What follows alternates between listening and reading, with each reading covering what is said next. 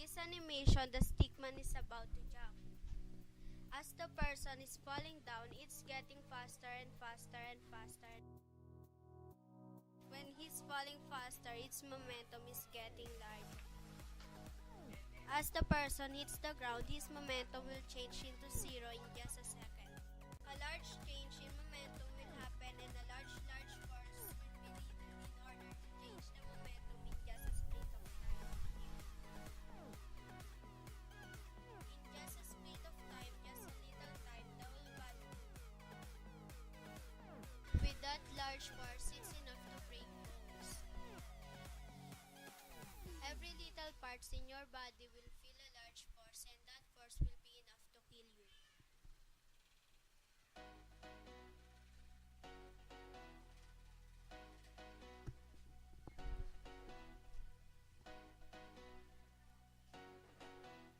With this another video, it will show you another stickman animation you must watch.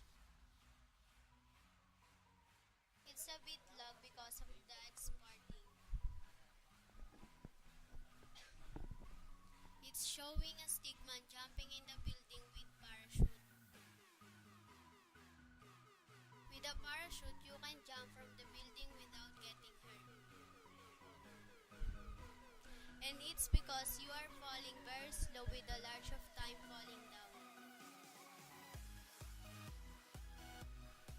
With a little force in the ground.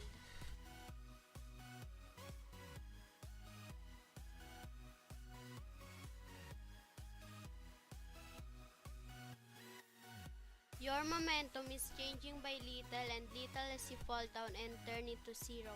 That's why you don't have any damage.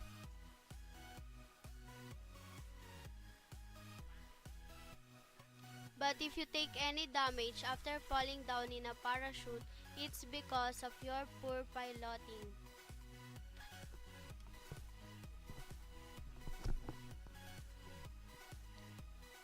Here's another example.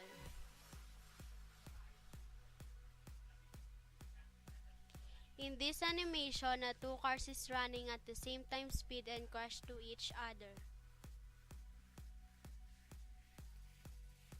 As you can see, the other person is dead.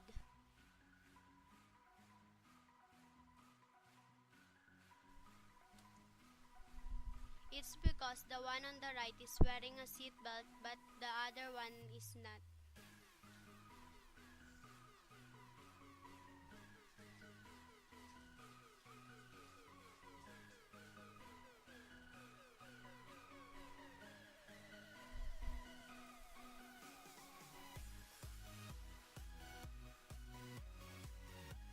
And because of the seatbelt is increased the time of changing momentum into zero.